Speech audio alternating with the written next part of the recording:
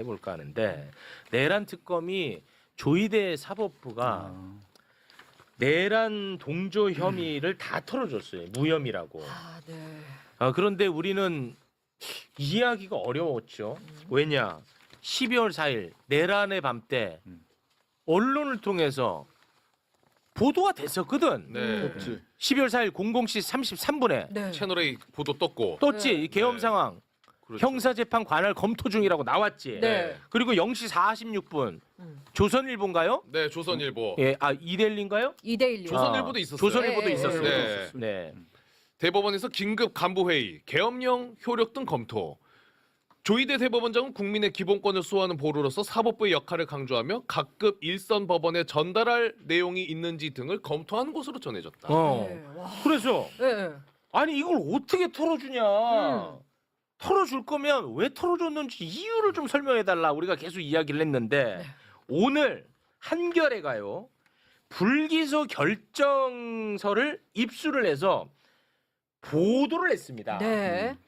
보도를 했는데 네. 그 내용 중에 일단 이 언론 보도 관련한 내용 있죠. 언론. 요거를 왜 털어줬는지 한번 소개를 해주세요. 잠시만. 언론 보도 관련한 내용. 아. 잠시만요. 제가 해드릴까요? 네네네. 네, 요거를 언론 보도. 이거는 아무리 봐도 조희대 사법부가 내란에 협조하려고 한 것처럼 보이잖아. 네. 근데 이걸 무혐의로 털어줬단 말이야. 아, 도대체 어떤 근거로 털어줬냐 궁금했는데 네. 한겨레가 불기소 결정서 입수해서 보도를 했는데 네. 뭐 왜 털어줬냐면 해당 언론사들 있잖아. 네. 해당 언론사의 기자들이 내란이 딱 터지고 법원 행정처 공보 담당자한테 전화를 했다는 거야. 네. 전화를 해서 네. 내일 재판 일정은 어떻게 됩니까? 이걸 물어봤다는 거야. 그 시간에. 그 시간에. 그래서 네. 법원 행정처 담당자가 12월 4일 재판 진행 여부에 대해서 설명하라는 과정에 계엄법 관련한 조항을 설명을 했대. 네. 그러면서 이야기한 게 이렇게 보도가 그 됐다는데 기자가 저를 이렇게 썼다고요? 이게 그다음에? 말이 돼요? 이게 말이 되는 내가 소리를. 바보야? 내가 왜 하나도 이해가 안 가지 나는? 말이 되는 소리예요. 그러니까 요게 그 꼬리 자르기 전형적인 꼬리 자르기잖아요. 꼬리도 아주 말단에 말단 공보 담당자한테 네. 기사 나간 이유를 공보 담당자한테 미루고 있는 거란 말이에요. 네. 근데 그 얘기를 듣고 아우 상관없어요? 이렇게 얘기하는 거 난 정말 납득이 어렵고요. 근데 말이 되냐고 이게. 그러니까요. 와. 그런데다가 또 하나가 뭐냐면 이게 그 기사는 0시 33분, 0시 46분 뭐 이렇게 나갔는데 네.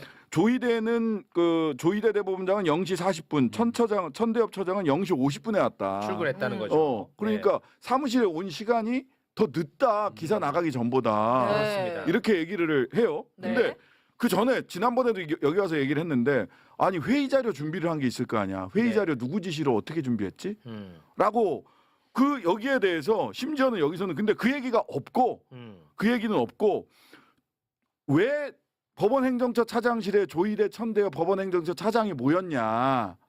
왜 모였느냐?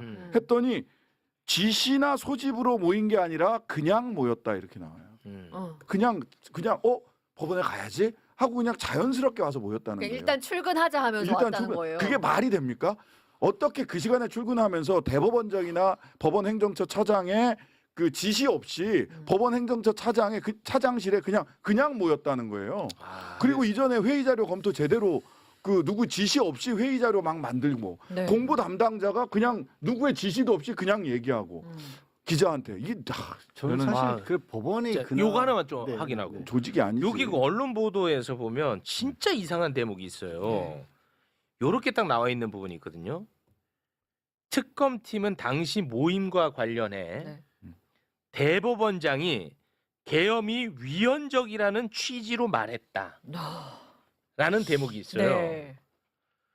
대법원장이 계엄이 위헌적이라는 취지로 말한 사람이 누군지가 안 나와 있어. 그러니까요.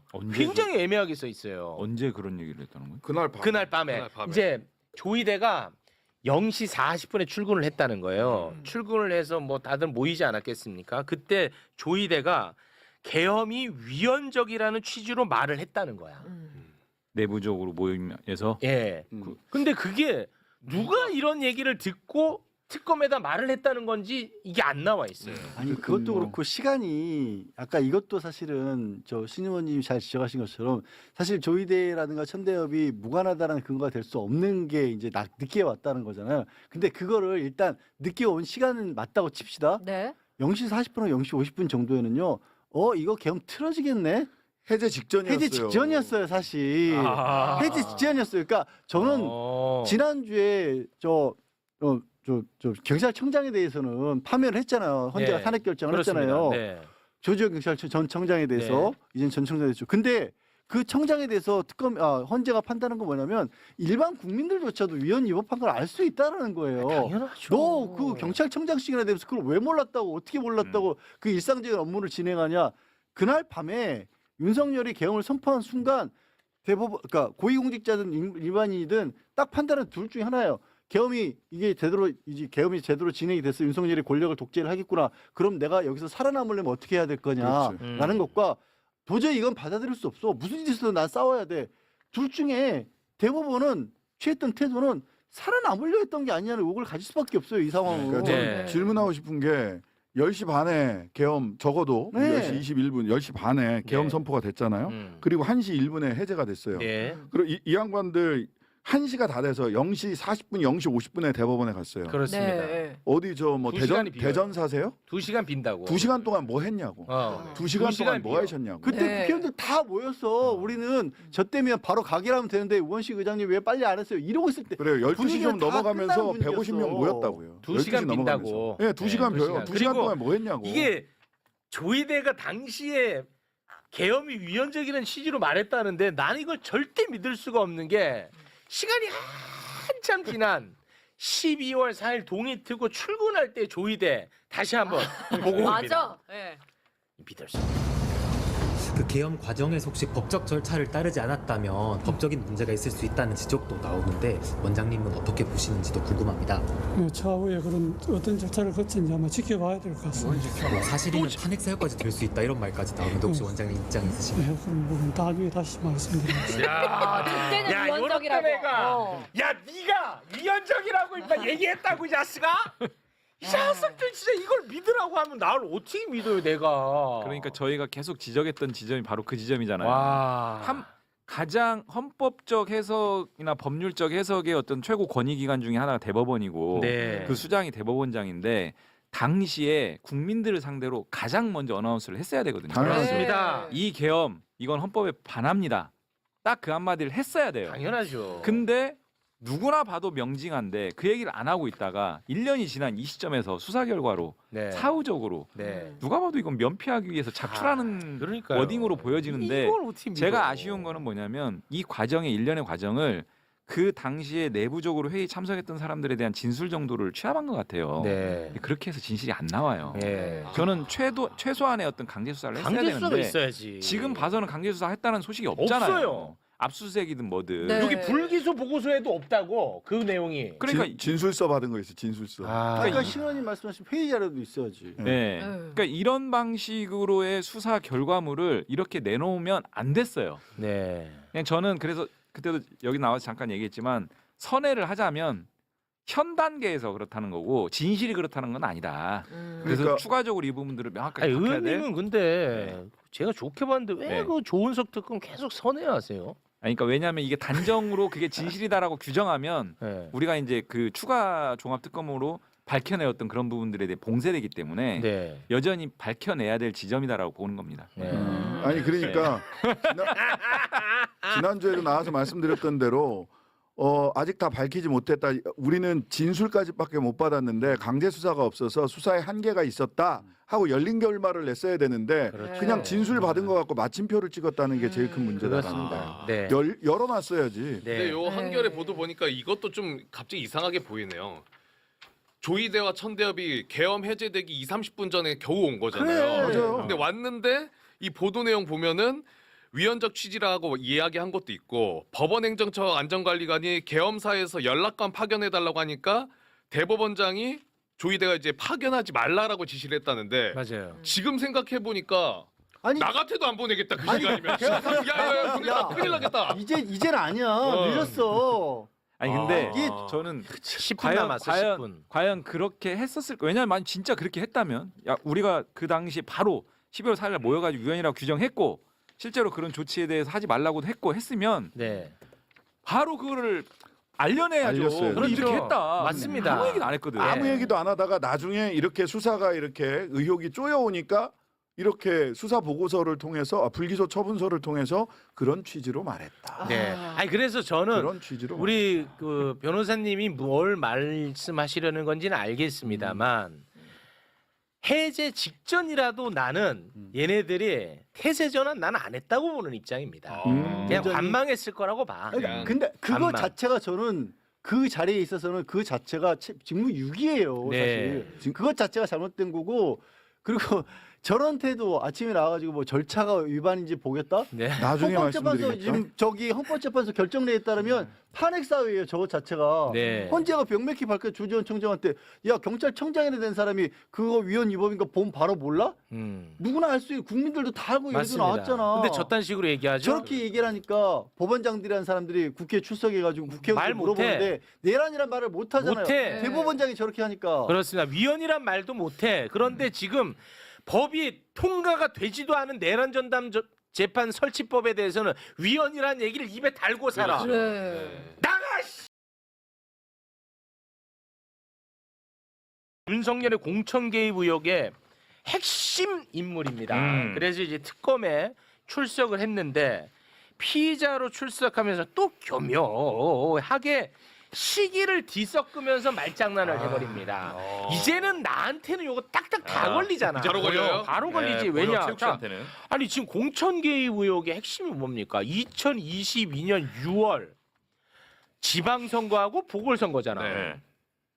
그때는 윤석열하고 이준석은요 성공한 사람들끼리 한 팀이었어. 원팀. 맞아요. 맞잖아. 그때 2022년 3월, 4월, 5월 뭐 이준석이 야 대통령 하나 바꾸니까 웅장해집니다. 이런 맞아요. 거 얘기할 때야. 국격이 올라간다. 네. 원팀이었다고. 그리고 나서 한참 후에 이준석을 내친 거지. 맞죠? 그렇죠. 근데 이거를 또 시계를 또 교묘하게 버무립니다. 이준석이 한번 보겠습니다. 2022년 선거에서 그 공천에 개입했다는 의혹 받고 계신데 어떻게 생각하십니까? 2022년에 윤석열 대통령이 저를 어떻게 대했는지 대부분의 국민들이 다 알고 있습니다. 그런데 그 상황에서 저랑 윤석열 대통령을 공범으로 엮으려고 한다? 그거는 굉장히 무리한 시도다 이렇게 생각합니다.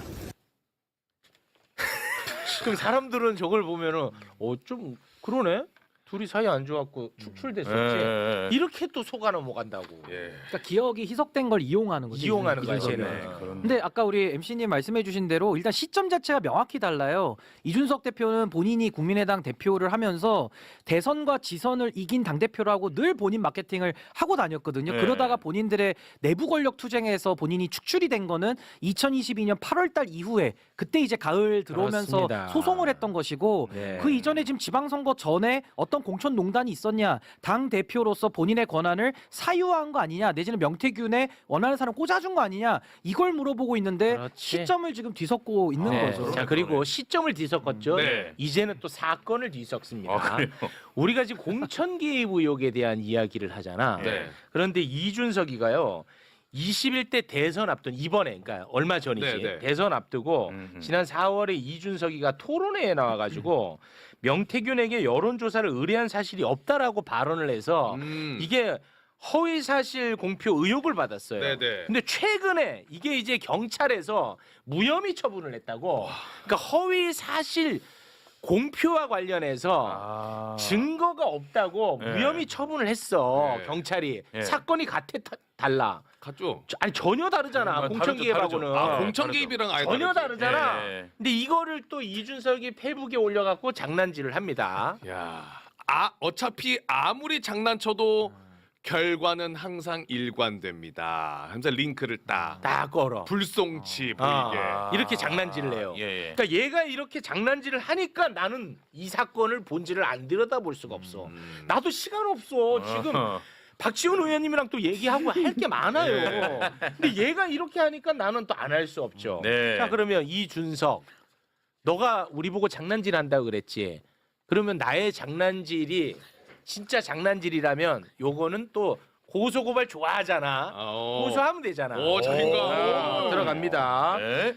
이준석이 당대표 후보로 출마했던 2021년 국민의힘 전당대회 때 일이야. 전당대회 때. 이준석 당대표 여론조사 비용을 대납한 사람이 있어. 그게 누구냐? 2022년 고령군수 예비후보 배모 씨야. 예. 나 단정적으로 딱 얘기해버리잖아. 대납이라고.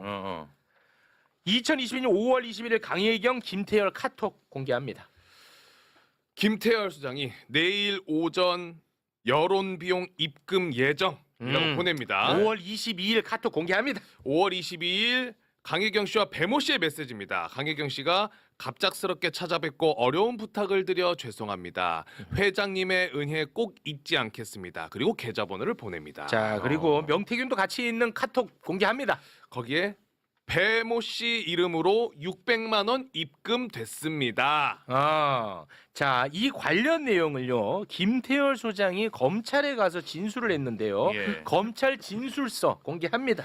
명태균이 이준석 당대표 선거를 할 때도 배모 회장님에게 내일 당장 당대표 관련 여론조사를 해야 되는데 돈이 필요하다고 해서 배모 회장님에게 명태균과 제가 고령에 가서 돈을 직접 받은 것은 제가 배모로부터 500만 원을 직접 받기도 하는 등 그런 일이 몇 차례가 있었습니다. 네.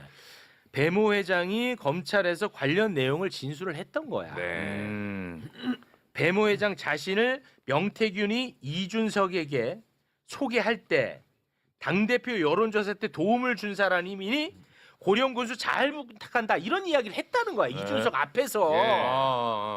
검찰 진술서 또 하나 봅니다. 야, 요게 조금 더 요게 이제 핵심인 것 요게 같은데요. 이제 핵심이야. 배모 씨 진술에 따르면 21년 5월경 명태균이 자신과 이모 씨를 대구로 데려가서 당시 대구에서 국힘 당대표 선거운동 유세를 하던 이준석에게 소개를 시켜주면서 배모 씨에 대해서 이준석에게 당대표 여론조사할 때 도움을 주신 분이다.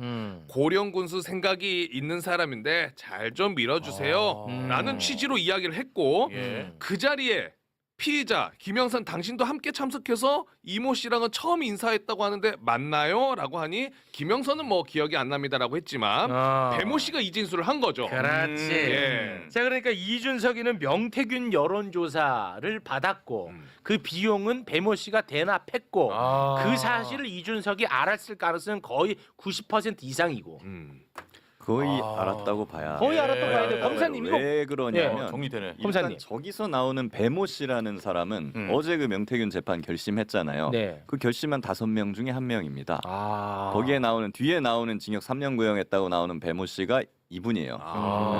고령에서 사업을 하면서 돈을 좀 많이 버신 분이고 그래갖고 사실 명태균이나 뭐 이런 사람들하고 잘 지내면서 뭐 여러 가지로 금전적으로도 도움을 주고 했던 분이고 그래가지고 그 여론조사 비용이나 이런 것도 많이 대납을 한 것이죠. 네. 그리고 이제 그럼 이준석 대표는 저 사람을 어떻게 아느냐? 그럼 저 사람이 당연히 그냥 명태균 여론조사 한다고 그러면서 돈만 주고 그냥 끝나는 그런 관계가 어디 있어요? 그런 세상에. 관계는 없지. 본인도 뭔가 원하는 게 있으니까 네. 하는 거 아닙니까? 그렇습니다. 그게 이제 저분은 고령 군수가 하고 싶었다. 그렇지. 저거 그래서- 진술하실 때 제가 그때 검찰 조사 조사 동석을 했었는데 그 조서에는 저렇게만 써있지만 생각보다 디테일한 내용을 김태열 소장이 되게 풍부하게 진술을 했었어요. 그래서 그냥 딱 이렇게 그때 데리고 갔다 정도가 아니라 그때 뭐 먹고 뭐 하고 이런 얘기가 다 디테일하게 나와서 네. 생각보다 그 부분의 신빙성 굉장히 높다고 그래서 보셔요. 그런 부분이 있고 그래서 고령 군수 실제 출마를 합니다 저분이. 고령 군수가 되고 싶다라고 해갖고 출마를 하는데 근데 그 당시에 이준석 당 대표 아닙니까? 그렇습니다. 그럼 당 대표한테 잘 보이면 당연히 고령 군수 공천을 받는데 엄청나게 유리하겠죠. 좋죠. 네. 모두가 당 대표 만나고 싶어 하죠. 뭐 그때. 그렇죠. 명태균이 데리고 갑니다 저 사람을. 어. 아이고 대표님 여기 누군지 아십니까? 이분 이제 고령 군수 나가려고 아니면 인사시킬 거 아니에요. 그래서 이분이 누군지 아십니까 하는데 이준석 대표가 알아요 고령 군수. 알아요, 고령군수. 라고 말을 했다는 거예요. 이게 수사 기록에 나옵니다. 그런 내용이. 그리고 여기서 핵심이 뭐냐면 그 배 씨와 뭐 여러 가지 뒤에서 이제 뒷단에서 이루어진 일들이 이제 이준석 의원이 확인을 해주는 거고 더 중요한 건 명태균이 이준석 당시 후보가 당대표 경선 나가서 당선이 될 때 그때 받아봤다라는 것도 입증이 필요하잖아요. 그건 스스로 본인이 유튜브 채널 나와가지고 5월 15일에 맞아. 발표되기 전날 자기가 먼저 맞아요. 내일이면 지구가 뒤집어진다는 식으로 네. 얘기를 해요. 그러니까 그렇습니다. 이미 명태균과 그 PNR 관련해서 미래한국연구소 발로 조사된 결과를 이준석이 사전에 보고받아봤다는 게 이미 다 본인의 입으로 그렇습니다. 나와 있기 때문에 네. 전 이건 피해나기가 너무 어렵다. 그렇습니다. 그래서 나는 이제 이준석 의원에게 그냥 천명합니다. 네. 앞으로 이런 식으로 말장난 할 때마다 나는 깊이 있게 들어가겠다. 그러니까 아예 말장난 이제 그만해라.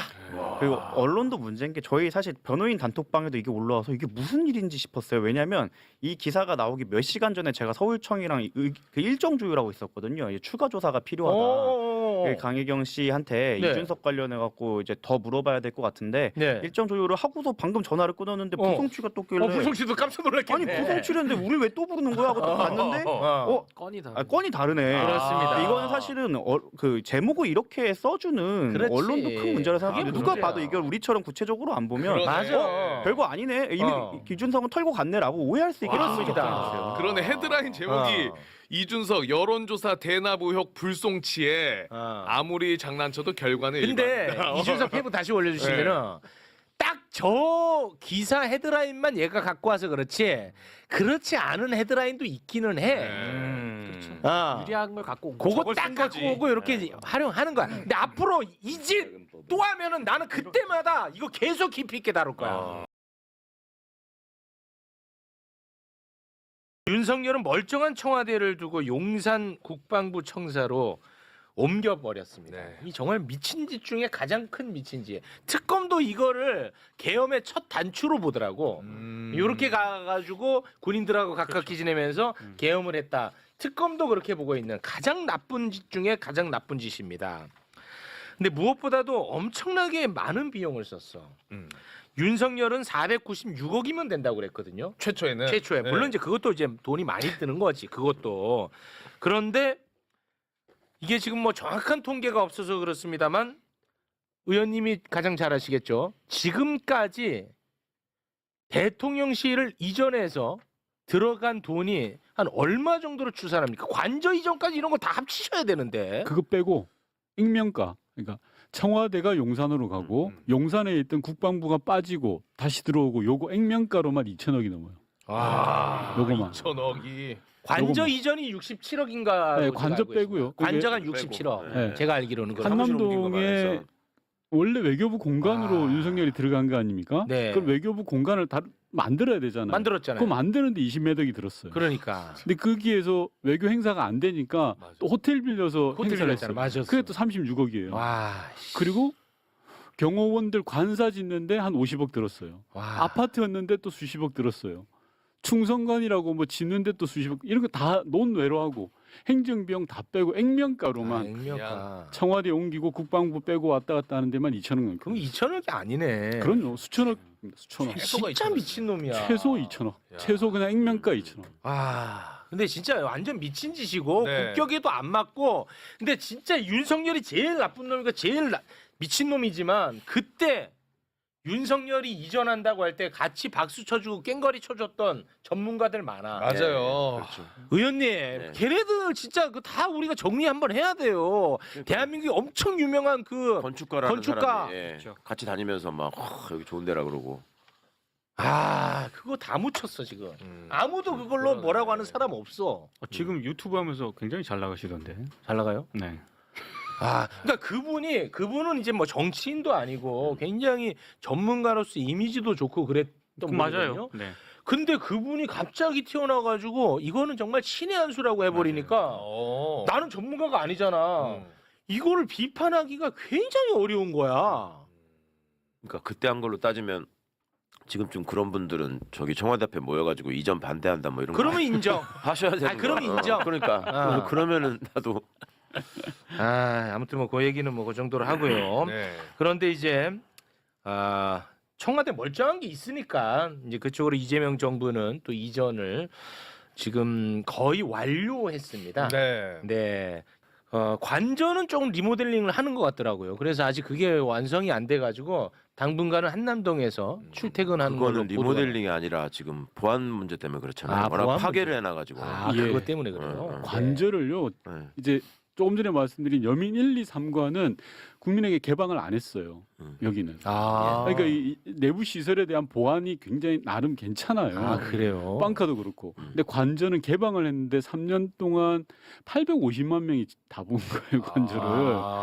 관저를. 네. 와. 그러니까 뭐 대통령 침실이 어디 있고 대충 다 봤을 거예요. 그러니까 그런 보안 문제도 있고 제가 꼭 하나 말씀드리고 싶은 건 청와대가 열린 청와대가 돼야 되거든요.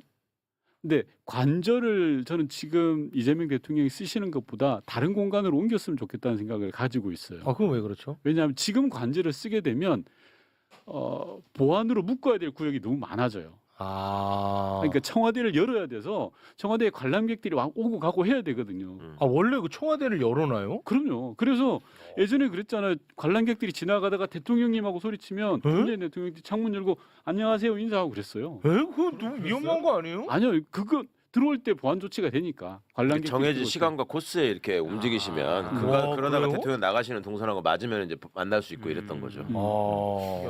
그런 개방을 많이 열어놔야지 국민들과 소통할 수 있는 겁니다. 요즘 흔하게 댕댕런이라고 하는 거 있잖아요.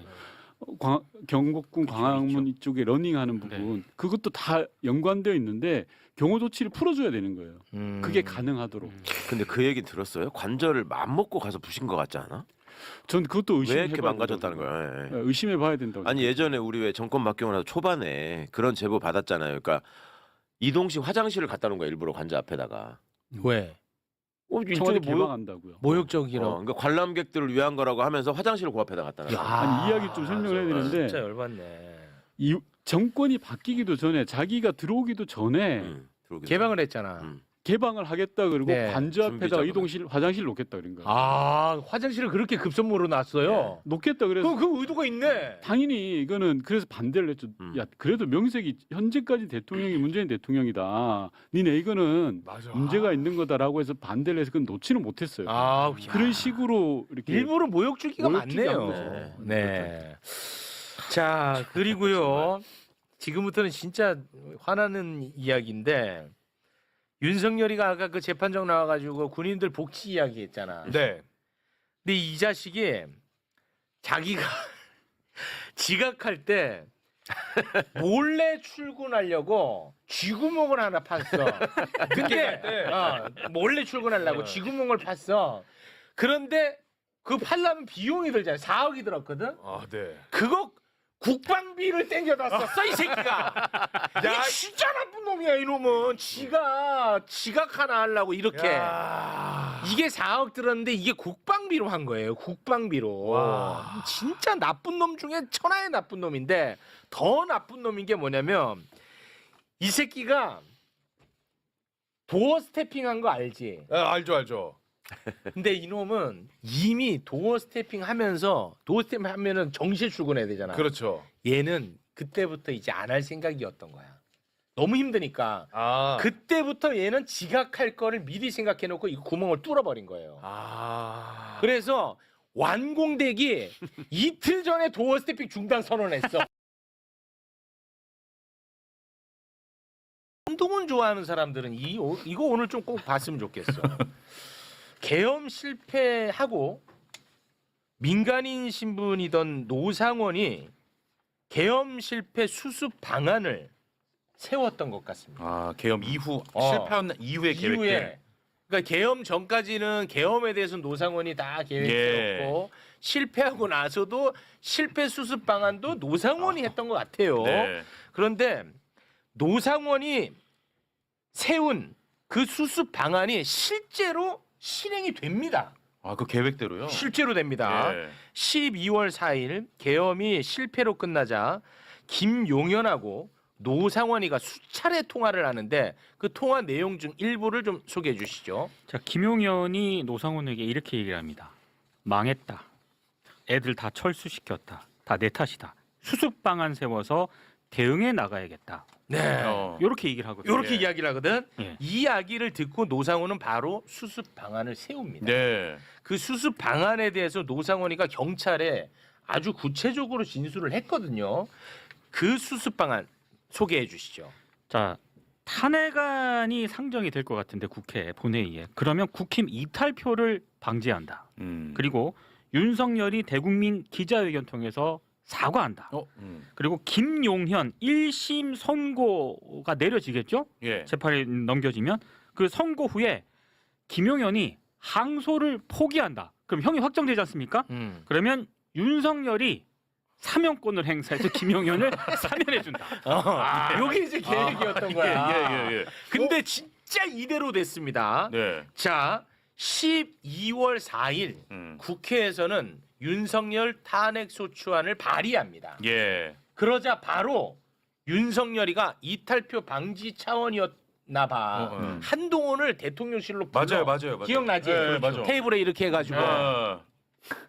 이 윤석열 여기 앉고 저기에 정진석이랑 한동훈 여기 앉혀놓은 거 기억나지? 네. 그렇게 만나.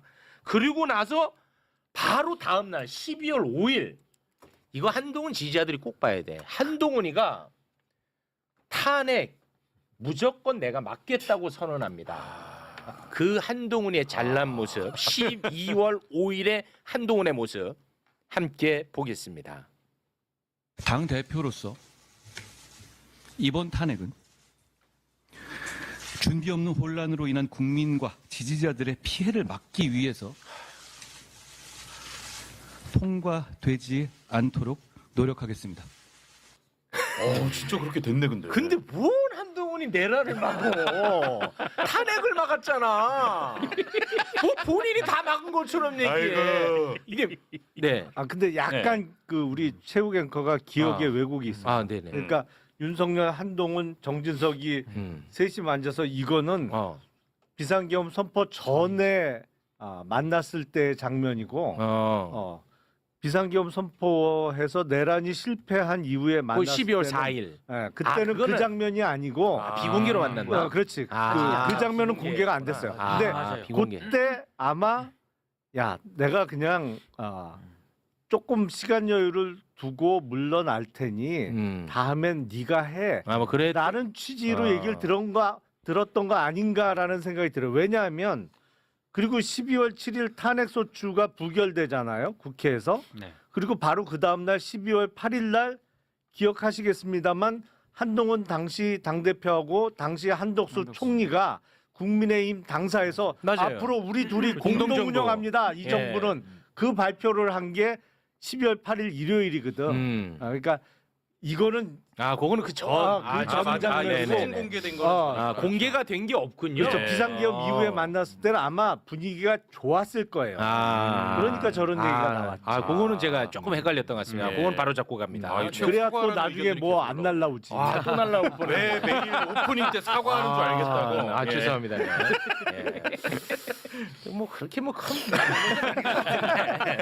아무튼 바로 잡았으니까 바로 잡. 예. 그 만난 거는 이제 공개가 안 됐던 그렇죠. 것 같네. 저보고 귓방망이 바로 때리라.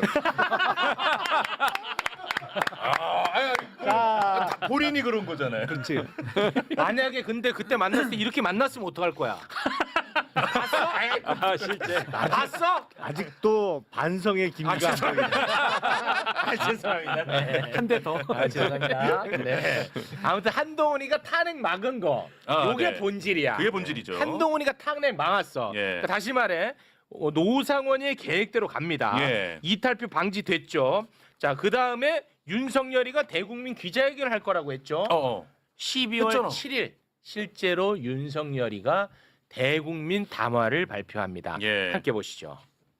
존경하는 국민 여러분, 저는 12월 3일 밤 11시를 기해 비상계엄을 선포했습니다.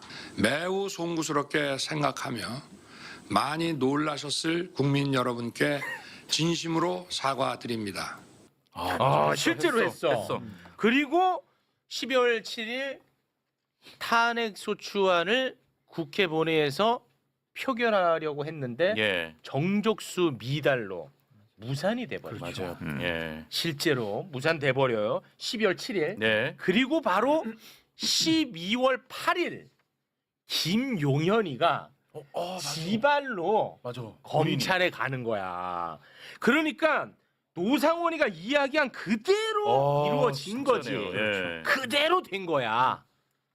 와. 아니 지금도 저 시나리오대로 일부 진행되고 있어요. 뭐냐면 일반 이적죄로 기소된 부분이 있잖아요. 왜 네. 북한에 드론기 보내고 그렇습니다. 막 이래서 북한에 어떤 반격을 유도했다는 부분에 대해서 지금도 저들은 당시 대통령인 피고인 윤석열은 전혀 몰랐고 밑에서 김용현 맞아요. 장관이 다 알아서 한 거다. 그렇습니다. 이런 입장이잖아요. 네. 김용현도 그렇고 윤석열 피고인도 그렇고. 그렇습니다. 그러니까 저 시나리오의 일부가 지금도 실행되고 있는 거예요. 네. 그러니까 이른바 김용현 피고인이 혼자 독박을 쓰고 탄핵 소추가 국회에서 통과 안 됐으면 현직 대통령이잖아. 네. 그러니까 저 시나리오로 가려고 했던 거지. 김용현만 사법 처리가 되고 맞아요. 1심에서 그냥 빨리 확정시키고 사면 복권해 주는 시나리오. 네. 그래서 나는 이거를 보고 나서 그 김용현 재판 장면을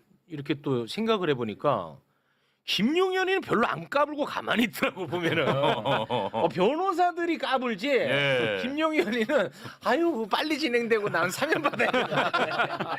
사면의 꿈. 아니 그랬던 것 같아. 아 그러네. 그러니까 이 기본적인 틀이 저는 한동훈 전 대표도 다 알고 있었다라고 생각을 해요. 네. 그러니까 이게 자꾸 이제 빠지는데 제가 매부쇼에서도 한번 언급을 해드렸는데 작년 12월 4일 오후 2시에 네. 당정대 회의가 열린다니까. 맞아요. 네. 그때 거기 한동훈 갔잖아. 나경원 다 들어가거든요. 네. 맞아. 그때 무슨 얘기가 나왔냐면 보도가 되긴 했습니다만 군하고 경찰한테 책임 떠넘기고 김용현한테 일단 책임을 다 전가하는. 예. 근데 이렇게 해가지고 나중에 어떻게 해결을 하려고 그랬나 보니까 노상훈은 사면권 행사해가지고 김용현 풀어주는. 그렇죠. 그러니까 이때 아마 당정대 회의할 때 틀이 좀 마련이 된 것 같아요. 네. 저는 진짜 12월 8일에 김용현이가 자기 발로 갈 때 예. 당시에 그냥 혼자서 생각한 건데 야 얘는 왜 저렇게 자진 출석할까? 난 그게 좀 궁금했거든요. 네. 근데 이제 뒤늦게 알려졌는데 그때 막 검찰이랑 전화하고 막 난리 쳤었잖아. 근데 이 계획이 다 있었던 거야. 그렇죠. 이 계획이. 나중에 이제 사면 받으려고. 와 진짜 근데 이 상황에서 그러니까 이제 노상원의 어떤 위상이랄까요? 네. 역할이랄까요? 이런 부분들이 다시 한번 좀 조명되는 부분이 있는 것 같고 맞습니다. 그러다 보니까 노상원 수첩에 대한 실체와 진실 규명이 그게 제일 중요해요. 사실 매우 중요하겠다는 생각을 다시 한번 예. 하게 되는 그렇습니다. 그런 상황인 것 같습니다. 근데 그 노상훈 수첩, 그러니까 노상훈 수첩 수사는 이제 국방부 특수본으로 이제 넘겨서 수사를 한다고 합니다. 예. 네, 그런데 이제 뭐 2차 특검이 종합특검에서 되면은 다시. 이제 예. 특검이 갖고 가겠죠. 근데 지금 이제 한동훈 전 대표가 길을 많이 잃었잖아요. 그게 이제 본인은 국민들이 다 잊어버리고 모를 거라고 생각하는데 12월 3일 밤부터 그렇지. 12월 14일 탄핵이 가결되는 그 전까지 한 열흘 동안 한동훈 대표가 입장을 거의 호떡 뒤집는 수준으로 그렇지. 계속 바꿔왔어요. 네. 그러니까 그 과정에서 지금 노상원이 실패 계획, 플랜 B까지 계획을 하고 한동훈도 그 과정에서 함께 하다가 네. 이제 탄핵은 못 막겠다면서 한동훈이 이탈을 하니까 그 악감정이 지금까지 오는 거거든요. 그렇습니다. 그러니까 국민들이 한동훈 대표를 신뢰할 수 없는 이유가 그렇죠. 바로 여기에 있다. 아니, 탄핵을 못 막겠다라기보단 제 생각으로는 가장 결정적인 이유가 정권을 물려줄 듯한 태도를 보였는데 돌아가는 게 그게 아니야. 또 속이는 이게 사실은 다음엔 네가 해라. 야 나는 어차피 이거 다 틀렸다. 비상계엄 선포했다가 망가졌으니까 다음엔 너 해라. 하는 줄 알고 했는데 설레서 잠도 못 잤어. 이게 뭐 설레서 며칠 사이에 보니까 야, 내가 언제 그랬냐? 뭐 약간 이 분위기로 맞아요. 돌아갔거든. 맞아요. 그러니까 네. 그 두 번째 주에는 네. 그러니까 바뀐 거죠. 그러니까 한동훈이 맞아요. 뚜껑 열려가지고 바로 탄핵 밟아버린 거거든요. 예. 그 다음 주에. 그러니까 이거 12월 7일 이제 탄핵 소추 표결이 네. 이 불발로 되고 그 미성립 됐을 때 아마 이제 윤석열이가 그때 야 요거 잘하면 요것도 되겠다 요런 이제 희망에 부풀었고 그 희망이 한동훈한테 전달이 된 것 같아. 그러니까 한동훈이가 야씨 이거 좀 이상하게 흘러가네. 다음에는 야 이거 막아야 되겠다 했던 것 같아. 지금 보시면 윤석열이 저렇게 거짓말을 많이 하잖아요. 상식적으로. 네. 그러니까 한동훈한테도 거짓말을 했겠죠. 너 줄게. 그렇지. 했다가 또 말 바꿔버리니까 한동훈이 그냥 뚜껑 열려가지고 예. 바로 그 다음 주에 탄핵을 밟아버린 게 실체 지금 아니겠나. 생각해보면 라는 공동 생각이 듭니다. 기자회견했을 때 한동훈이 제일 부풀어 올랐다. 기 의원은 동작구 삼선 의원입니다. 동작구. 그런데 동작구에 위치한 보라매 병원에서 비서관을 통해 김병기 대표 가족들이 특혜 진료를 받고 보라매 병원의 현안을 들어준 정황을 MBC가 또 보도를 했습니다. 2023년 4월 동작구에 위치한 보라매 병원 부원장하고 김병기 대표의 비서관이 문자를 주고받는데요. 소개 부탁드립니다. 네, 먼저 비서관이 이렇게 문자를 보냅니다. 의원님 사모님께서 안과 땡땡땡 교수님에게 진료받을 예정입니다. 의원님께서 신경을 많이 쓰고 계셔서요라고 보내니까 그 부원장이라는 사람이 교수님께도 다시 한번 부탁드려 두고 불편은 없으시도록 하겠습니다라고 답장을 보냅니다. 네, 그 실제로 김병기 대표는 대표 부인은 보좌진을 대동해서 진료를 받았습니다. 이 한 가지에서 너무 여러 가지 문제가 있다고 개인적으로 생각합니다. 또 이제 욕 먹겠지만 저는 뭐 이런 얘기 못할 것 같으면 방송 안 하는 게 낫다고 맞아요. 생각하니까 이거는 일단 첫째 갑질 논란이 있는 거예요. 그리고 병원을 특혜로 활용한다는 것 이건 공직자로서 굉장히 부족한 소양인 거죠. 그렇죠. 아무래도 이제 그리고 부인 문제까지도 부탁을 해. 근데 부인이 치료받을 때 보좌관이 또 같이 갔다는 거예요. 그건 잘못됐죠. 그거는 부인은 와. 공직자가 아니잖아요. 그리고 공직자라 하더라도 개인적 일을 하는 데 있어서는 비서관 같이 하고 혼자 가는 게 맞죠. 많이 그건 좀 놀랐어. 많이. 잘못된 부분이고 또 병원 예약이라는 게 특히 이렇게 큰 병원들은 예약이 상당히 힘들잖아요. 그렇죠. 이미 기다리고 계신 분도 있을 거고 예약이 돼 있는 분도 있을 텐데 이렇게 이제 뭐 그 마치 혜택을 보는 듯한 그런 발언들이 마치 나오고 혜택이요? 어쨌든 그냥 그런 혜택 아니에요? 그렇게 이제 보이는 내용들이 심지어요. 김병기 대표 보좌진은 부인뿐만 아니라 아들 특혜 진료 예약도 잡았는데 문제는 이건 또 시기의 문제까지 겹칩니다. 의료 대란으로 병원 가기가 무척이나 일반인들은 어려울 때인데 맞아요. 그때 또 아들을 특혜로 진료 예약을 받아준 듯한 또 문자가 있죠. 공개 좀 그렇습니다. 부탁드립니다. 이름하고 전화번호하고 생년월일까지 다 올라와 있고요. 현재 인근 병원에서 MRI 검사를 대기 중인 것으로 알고 있습니다. 최대한 빨리 보라매에서 진료 받아 보셨으면 하시네요라고 보내니까 비서관이 네, 그래 진료 행정실장 보라매 병원의 행정실장이 오셔서 연락 주시면 제가 안내해 드리겠습니다라고 답을 하고 1시 30분보다 조금 일찍 오실 수 있으시면 첫 번째 순서로 대기 없이 해드릴 수 있을 것 같습니다. 와, 의료 대란 시기에. 그러니까요. 우리가 의료 대란 어떻게 해결하면 좋을까 하는 이야기를 하고 있을 때 본인은 그런 생각했겠지. 왜 해결이 이렇게 편한데? 본인은 그렇게 생각했겠지. 아들. 와. 그러면은 보라매 병원은 해줬잖아 뭔가. 그럼 보라매 병원 바보야? 뭔가 얻고 싶을 거 아니야. 그렇죠. 김병기 원내대표 총선 공약이 보라매 병원 2배 확충이야.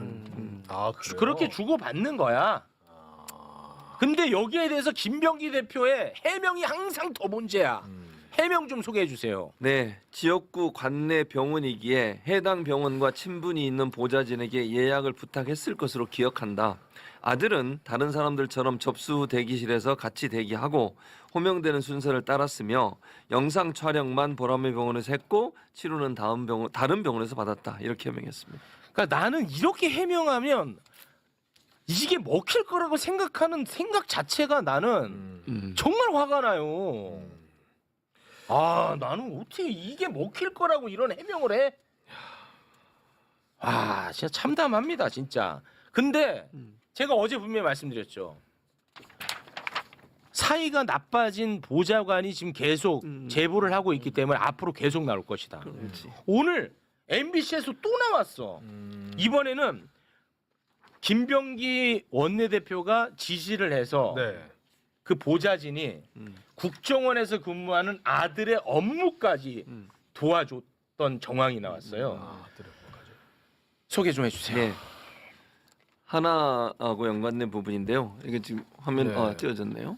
요 이제 요거 아니 요 뒤에 가면 이제 이거는 이제 아들하고 내가 통화했다라는 거지 맞아요. 증거 그 자료를 다음 제출한 장. 거고. 제가 지금 글씨가 안 보니까 읽어주세요 뒤에. 자, 좁아가지고. 안녕하십니까. 감사합니다. 귀빈 방문 시 브리핑과 시찰 등 프로그램 보유 여부, 귀빈 방문에 대한 입장, 시찰할 곳이 없어 애매하지만 고위직을 만난다면 긍정적이지 않을지 자유롭게 입장 전달, 귀빈에게 제시할 만한 비즈니스 아이템, 애로사항, 제안사항, 귀빈 방문은 미정이나 계기 시 더 자연스럽게 전달할 수 있을 것 같아 여쭙게 되었습니다. 정말 감사합니다. 급한 건이다 보니 인사도 제대로 못 드린 상황에서 이렇게 연락드리게 되어 죄송합니다. 그리고 답장이 네 알겠습니다. 얼마나 급한 건이죠? 라고 묻자 위에서는 1시 전까지 받아보길 희망하는데 필요시 2시 정도로 더 늦춰보겠습니다. 라는 문자가. 네, 아무튼 뭐 이런 건데 네. 그래서 실제로 일을 봐줬어. 실제로. 네. 예. 지금 댓글에는 최욱이 너까지 왜 나서서 문제 삼냐고 하는데 왜 너가 뭔데요? 제가 뭔데 왜? 내 위치가 무슨 뭐 민주당원이에요. 뭐 내가 원내대표실 비서실장이야 뭐야? 최욱은 지금까지 항상 네. 여야를 가리지 않고 잘못된 부분들을 지적해 왔기 때문에 그 연장선상이에요. 특별히 뭐 누구 편이다 아니다 이런 건 없다고 저는 보고요. 김병기 원내대표의 이런 모습들이 사실은 공직자로서의 마인드는 아닌 거 맞아요. 그러니까 네. 그 부분은 비판할 건 비판하고 또 뭐 만약에 그 과정에서 뭔가 뭐 보좌관들이 잘못한 일 있다면 그것도 뭐 지적받고 뭐 해야겠죠. 그러나 네. 그렇다고 전혀 해서 그 다른 그렇죠. 겁니다, 두 개는 그거는. 다른 차원의 네. 문제. 예를 들면 뭐 김병기 원내대표가 얘기했던 것처럼 보좌진이 뭐 특정 시의원에 대해서 어떤 행동을 하고 네. 이런 부분 또 처벌받아야 될 문제잖아요. 당연하죠. 그거하고 이거는 다른 차원의 문제에 접근해야 한다고 저는 봅니다. 그렇습니다. 근데 이 건과 관련해 가지고 오늘 이제 정청래 대표가 입장을 밝혔거든요. 네. 네, 그 부분 영상으로 같이 보겠습니다.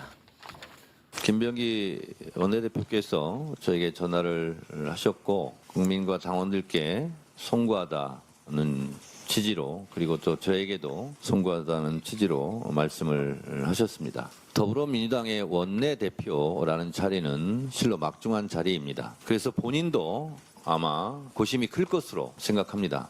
저도 이 사태에 대해서 매우 심각하게 지켜보고 있습니다. 며칠 후에 원내대표께서 정리된 입장을 발표한다고 하니 저는 그때까지 지켜보겠습니다. 네. 당 사람은 뭐 유일하니까요. 네. 지금 당 어떻게 돌아가고 있습니까? 이 문제에 대해서. 일단 이제 김병기 원내대표가 당 현역 의원들 단체 메시지 방에다가 일단 송구스럽다고 글을 남겼지 않습니까? 아니에요. 송구스럽다고 남긴 거. 그거 아닙니다. 본인이 그런 보여드릴까요? 다시? 네, 근데 송구 아니에요? 중요한 거는- 억울함이에요. 예, 뭐 예. 해석의 차이인데 보여드릴까요? 네, 보여주세요. 예, 그거 어제 거 네. 그거 좀 보여주세요. 그 억울함이지 네. 송구함이 아닙니다. 근데 이제 김병기 원내대표 측은 이제 그렇게 주장을 하고 있다는 걸 제가 전달을 드리는 거고요. 네. 이제 해석은 국민들이 또 할 거라고 저는 생각을 해요. 네. 근데 이제 김병기 원내대표 측에서 저는 상황 현실에 대해서 좀 대응을 잘못하고 있다라고 생각을 해요. 오, 웬열? 왜냐하면 지금의 논란은 크게 두 가지거든요. 첫 번째는 김병기 원내대표에게 제기된 의혹이 뭐 항공사라든가 병원이라든가 방금 우리가 말했던 그 아들과 관련된 그런 문제가 있는데 네. 그 논란이 한 단이 있는데 그리고 나머지 하나는 김병기 원내대표가 전직 보좌 직원에 대해서 일종의 폭로로 이제 대응을 하고 있는 거잖아요. 네, 네, 맞습니다. 근데 저는 개인적으로 생각을 했을 때 이 첫 번째 김병기 원내대표는 공인입니다. 네. 여당의 원내대표입니다. 네. 그렇기 때문에 본인에게 제기된 의혹에 대해서 그냥 본인이 이건 이렇고 저건 저렇고 사실은 사실이고 아닌 건 아니다라고 네. 해명을 하고 그렇죠. 사실인 부분에 있어서 잘못했으면 잘못했다고 사과를 해야 되고 네. 거기에 대해서 책임질 부분이 있으면 책임을 지면 되는 겁니다. 맞습니다. 그런데 여기에 있어서 전직 보좌 직원에 대해서 얘기를 하게 되면 이게 진흙탕이지, 진흙탕. 아무리 전직 보좌 직원이 했던 행동들이 불법이고 잘못했다고 하더라도 국민들은 그 전직 보좌 직원은 그냥 개인일 뿐인 거예요. 네. 그러니까 개인의 그것이 이제 개인의 일탈이기 때문에 그들의 문제는 그들의 문제인 거지 네. 관심이 사실 없어요. 네. 공인 여당의 원내대표 김병기가 했던 행동에 대해서 어떻게 대응하는가를 보고 있거든요. 당원들이. 맞습니다. 네. 그렇기 때문에 저는 김병기 전 원내대표가 전직 보좌 직원의 얘기에 대해서는 저는 그만했으면 좋겠다. 그냥 본인에게 제기된 의혹과 논란에 대해서만 담담하게 얘기하고 해명하고 또 억울한 부분이 있으면 해명하면 될 것이고 네. 또 본인이 지금까지 인정한 부분도 있지 않습니까? 그리고 인정할 수밖에 없는 부분들이 있어요. 그 네. 부분에 있어서는 어떻게 정치적으로 해결할 것인가에 대해서 네. 금명간에 빠른 답변을 주는 것이 저는 김병기 원내대표가 이 일을 가장 빨리 원만하게 해결할 수 있는 방법이다라고 생각을 하고 네. 오늘 정청래 대표가 이제 지켜보고 있다라고 네. 하는데 제가 듣기로는 김병기 원내대표가 30일 날 30일. 예, 네. 30날 4일 뒤에. 예, 기자회견을 하려고 예정을 했었나 봐요. 아. 근데 오늘 정청래 대표에 대한 발언으로 인해서 이 기자회견이 좀 땡겨질 수도 있겠다라는 저는 추측. 시그널을 느끼고 있습니다. 추측인 거죠. 네. 네. 근데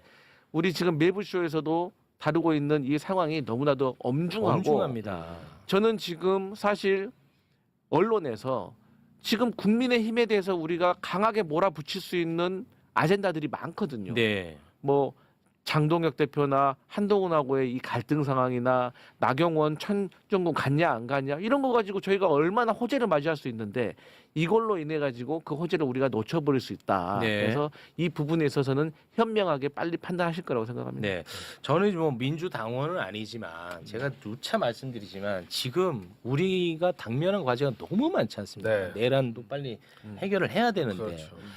그런데 내가 기댈 수 있는 곳이 민주당밖에 없기 때문에 민주당을 매우 열심히 저는 지지하고 응원하는 거예요. 내가 기댈 데가 없으니까. 근데 지지하고 응원하고 그 힘으로 지금 가야 되는데 이런 게 계속 제동을 잡으니까 이거를 문제 삼는 거예요, 저는. 그 어려워지는 핵심이 쿠팡 청문회를 하려면 증인이 출석해야 되잖아요. 아, 범쾌. 네, 저희가 증인을 의결해서 쿠팡 측에 전달을 하려고 했는데 일단 국회 그 많은 대관이 수령을 거부했습니다. 그리고 진짜. 그래서 할 수 없이 저희 과방위 행정실에서 쿠팡 본사에 가서 정책실에 전달해 놓은 상태입니다.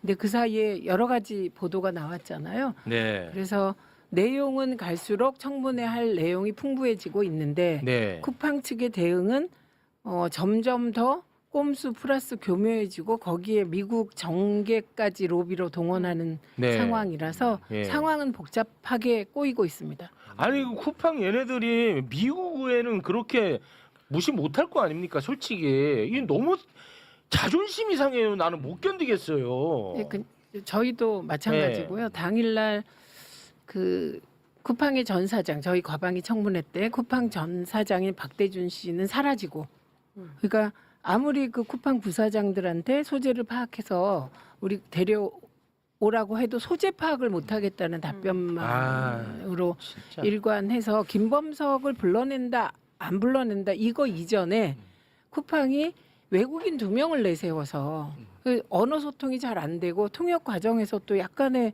그 부정확한 부분도 있고 그래서 이번에 만반의 준비를 하고 있습니다만 네. 예를 들어 화상 동시통역 시스템도 국회 사무처에서 지원하려고 하고 있거든요. 그런데 네. 쿠팡 측의 협조는 현재 상태로선 제로입니다. 네. 어제 나온 보도 하나만 소개하고 가겠습니다.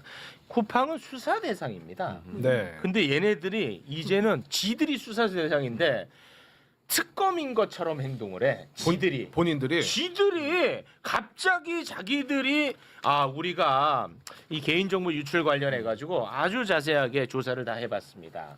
하면서 조사 결과를 발표를 했는데 정보 유출자와 자기들이 접촉을 했고 개인정보와 사용장비 회수했고 추가 유포가 없었다고 지들이 마치 무슨 조은석 특검이냐 발표를 해놨어요. 근데 이 조사했던 과정 들어보니까 어처구니가 또 없더만요. 그러니까 이게 왜냐하면 이 사람을 특정했는데 디지털 지문 등 포렌식 증거를 활용해서 고객 정보를 유출한 전직 직원을 특정했다고 얘기를 하고 있고 원래는 유출자 모른다고 그랬었죠. 그러네. 그리고 이제 노트북을 돌을 매달아 가지고 하천에 빠뜨렸다는 거예요. 그걸 건져내 가지고 했다고 얘기를 하고 있거든요. 근데 잠수를 타고서.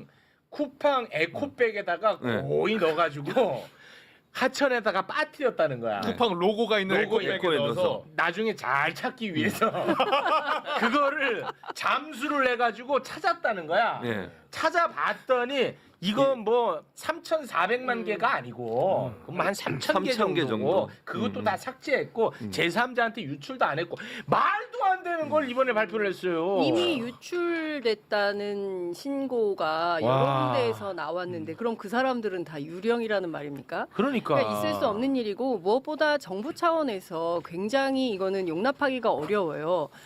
정부가 사실 이 회의를 하기, 그러니까 그 대정부 전체 중앙정부 부처 외교안보 분야까지 총 출동을 해서 회의하기로 했는데 그게 30분 앞서서 자기들이 먼저 선빵을 일종의 날린 거잖아요. 네. 그것도 매우 불손한 태도인 것이고 진짜 건방져. 따라서 이거는 그냥 지나갈 수 없기 때문에 정부 차원에서 크리스마스임에도 불구하고 어제 전체 정책실장을 정책실장이 중심이 돼가지고 맞아요. 정부 부처가 회의를 하는 네. 이런 일도 있었습니다. 제가 보기에는 쿠팡은 이대로 넘어갈 수가 없고요. 사실 그동안 이 쿠팡이라는 회사가 뭐 혁신 기업이네 윤석열 정부 때 엄청 띄웠잖아요.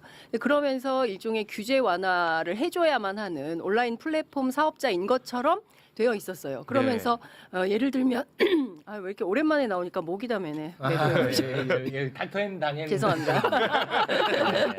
아니 그러니까 그 마치 뭐 미국 기업이냐 행세하면서 미국 로비스트들이 앞장서서 쿠팡을 이제 구명 활동을 하고 있는데 그런 것들이 실제 정부 사이드 안에서도 일정 정도 있었던 모양이에요. 그러니까 정부의 어떤 주요 통상 관련해서 주요 역할을 하는 부처 같은 경우에는 국회를 상대로 그 온풀법 관련해서 지금 통상 협상을 해야 되니까 좀 미뤄주세요. 뭐 이런.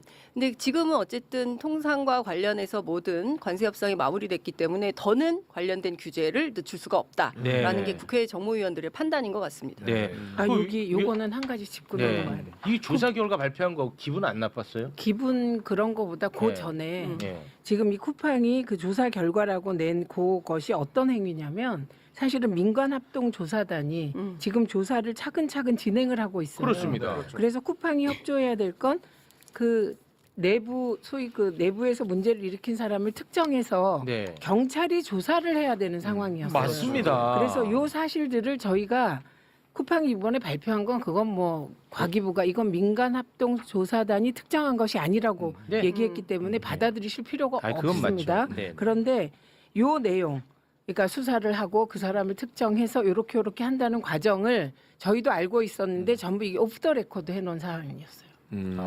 그리고 이것도 쿠팡 측에도 절대 이거 공개하면 안 돼라고 경찰이 수사를 진행하고 있던 상황에서 발표를 한 거예요. 어떻게 알았지? 그러니까 누가 이런 흘렸네. 행태가 이거는 뭐 그냥 미국 그리고는 동시에 오늘 아침에 미국의 소위 공화당 쪽의 보수적인 정치인들이 일제히 나서서 이재명 대통령까지 비난하고 네, 나선 맞아요. 거예요. 그랬기 네. 때문에 지금 쿠팡이 하고 있는 건 우리가 일반적으로 자존심 상한다 그 단계를 넘어서 철저하게 응징해야 되는 단계가 맞습니다. 된 거고요. 네. 그래서 저희가 지금 6개 상임위가 청문회를 합니다 이번에. 예. 그런데 지금까지 5개 상임위였는데 1개 상임위가 추가됐어요. 그게 외통이에요.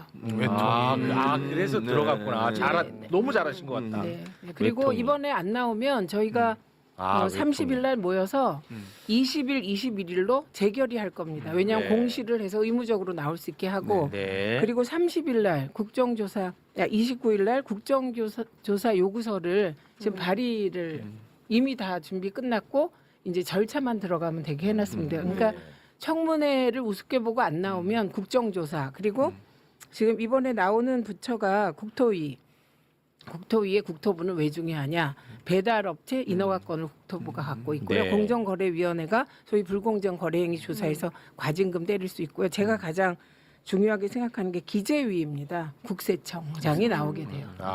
네, 그래서 네, 지금 하고 있잖아요. 네. 네, 국세청 벌써 15명 조사에 15명이 파견돼서 조사를 했잖아요. 쿠팡 압색했잖아요. 근데 네. 이런 것들이 TF를 구성하고 정부가 하면 이건 언론이 보도하는 방향에 따라 왜곡될 수 있기 때문에 네. 국회에서 실시간으로 네, TF 네. 활동을 들으실 수 있도록 하겠습니다. 네, 알겠습니다.